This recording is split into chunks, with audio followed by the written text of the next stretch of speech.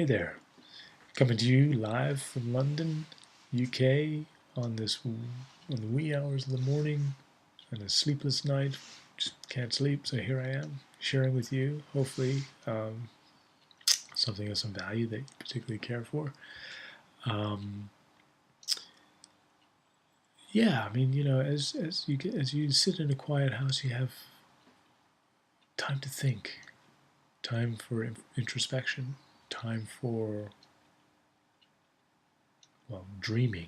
I mean, lucid dreaming maybe, awake dreaming, conscious dreaming, um, and just reflection, really, and having a time to think about the things that one has been doing, learning, taking on board, and having the opportunity to kind of filter through it and hopefully extract some of the crap that also gets put in there, such as whatever one encounters in one's day, being cut off in a car, somebody being abusive, some garbage on the radio, something on a newspaper cover as you're walking by, you look down, a graphic image that was not particularly pleasing, something somebody said, something somebody did, a bit of information or a film you didn't particularly care for that was something that wasn't really what you wanted.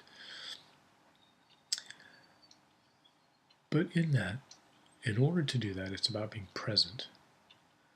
And one of the things that I find in the hustle and bustle of not only the urban living in a big city, but as we are in the information age, we have this kind of notion of that, we live in the age of convenience. And in many areas, absolutely. I mean, I don't particularly like having somebody having constant instant access to me via my mobile phone.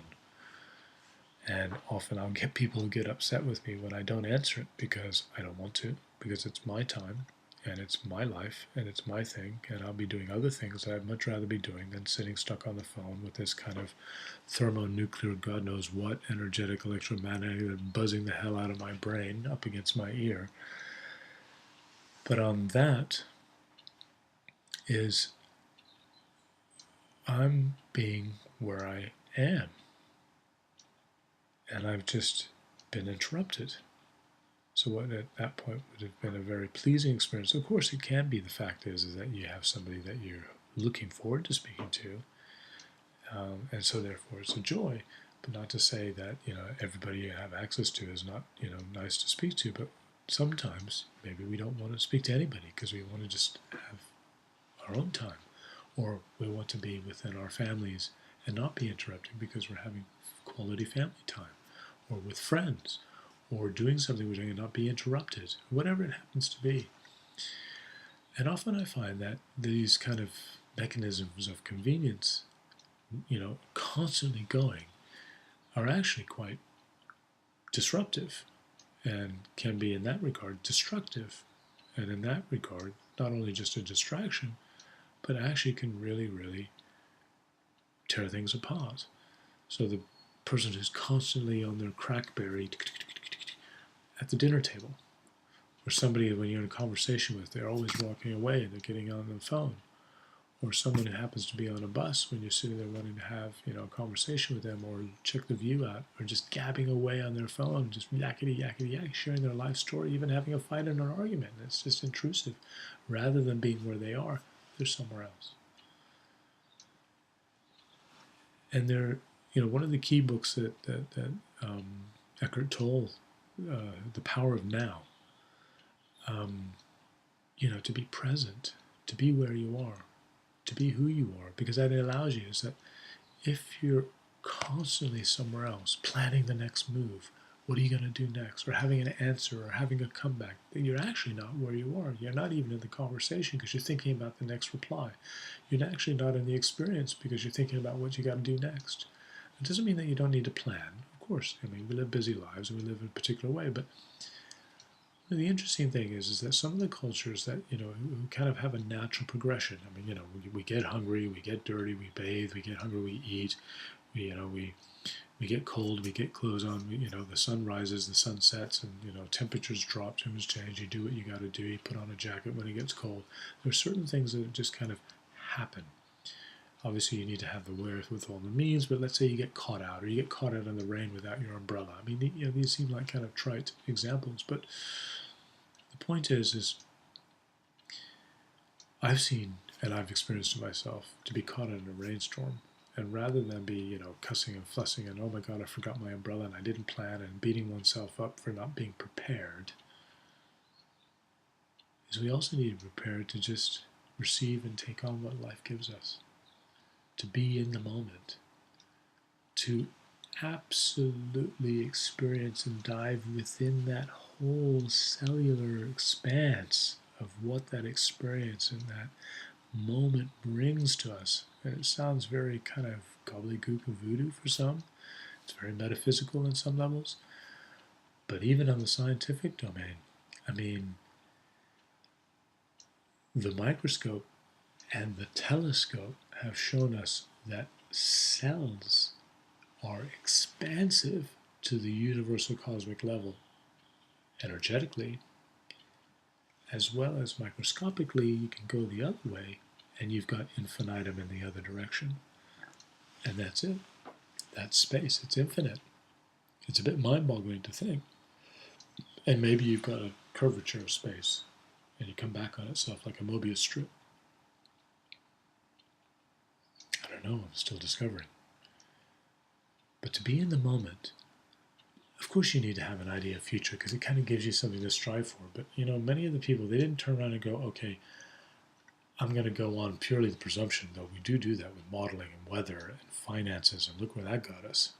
We got climate, change that many don't even believe in, because they've been completely just hook-lined that basically we're not having an impact. And yes, there is a natural phenomenon that occurs anyway. It's just that we're mucking it up. And that's what we're having to adapt to. But on the financial spectrum, we're doing all these kind of financial models on a computer. And look where that got us. Because it wasn't real. Because we weren't in the moment. We were kind of buying off, off time of the future, as opposed to being in the moment and working within our means and our resources that are available to us now. We're almost stealing, from the future. But in doing that, we're robbing ourselves of valuable, key, core, real and unreal, valuable experiences. I say valuable because it's difficult, because priceless. It's with again, with the constraints of language, trying to discuss the infinite possibilities is where language can fail us, whereas imagination can just expand us. And we all know that if we stop and we smell the coffee, or smell those roses, or have a look at the view, or all those sweet moments where we took pause and immersed ourselves in that moment, the depth, the essence, the je ne sais quoi, the mystery, the miracle, the wonderment of it all unfolds in front of us. Because we, to use a phrase, again, limited by language, we've taken the time, a human construct, I know, but and an idea. But even coming up with those notions, someone sat down and allowed themselves to think about it, to ponder it, to consider it, to look at it, to experiment with it, to question it, to answer it, to explore it. However, in today's world, we're so busy and in hecticness. I'm often finding like, wow, we gotta get out, gotta catch the plane, and jump in the car, head out the road, run into city traffic. So it's like, hurry up and wait. And I do that. I'm guilty of it. Yep, and I'm particularly bad at it. But because I've allowed myself to get caught up in this notion of time constructs, as opposed to going with the flow. Now, of course, I'm not talking about it like some kind of hippy drippy peace love kind of chill out, whatever, can't be bothered anarchy kind of thing, whatever, as important as I think that is. I'm not just talking about, couch surfing, as I've been known to do in the past, vegging out, wasting away. But during some of those times, I allowed myself the opportunity to explore, if not in my mind, out there. And that is the value and the importance and the essence of being in your now. And it sounds kind of odd and sounds kind of voodoo hoodoo. But the thing about it is, if we want to again describe it and kind of put it into a framework, it's about the quality of that time, the quality of that experience, the quality of life. We talk about having quality time with our families and friends, but how can you have quality of time if you don't take the time for yourselves and for your family and friends and be in that moment? And then you will have quantity of experience, quantity of value, an increase of quantity of the quality of the living. I mean, we're not here to be driven like slaves, 9 to 5 and beyond, in the grind. Something has got to shift. And there are many people out there who are doing just that. Not only doing their own shifting, taking it upon themselves, people are just not dropping out, but changing path, changing direction, changing mindset, stepping out so that they can step in again, more in line and more congruent with what they want and believe in. But sadly, too many of us are caught up in the kind of the joke of what we're sold. And we buy in, we sell out, we disempower ourselves, we lower the bar. And all of a sudden, that quality of life is no longer. So what do?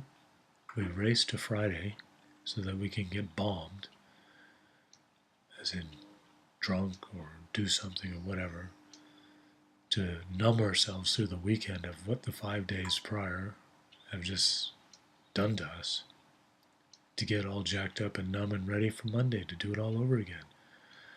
Now, we know who and what thought that up. The fact is who and what are we going to come up with that's better? And we know there's better. The question is, are we going to allow ourselves to take the time to experience the now so that all of that will unfold on its own? And that's a question I'd like to leave you with, because at the end of the day, I'm interested in you having a great day. I'm interested in you having a great week, month, year, life. Why?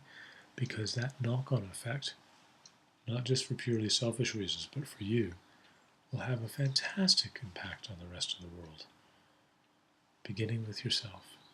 So enjoy your moment, enjoy your now, enjoy whatever it is, your cup of coffee, your tea, your walk, your sleep, your nap, your creation, your family, your friends, yourself.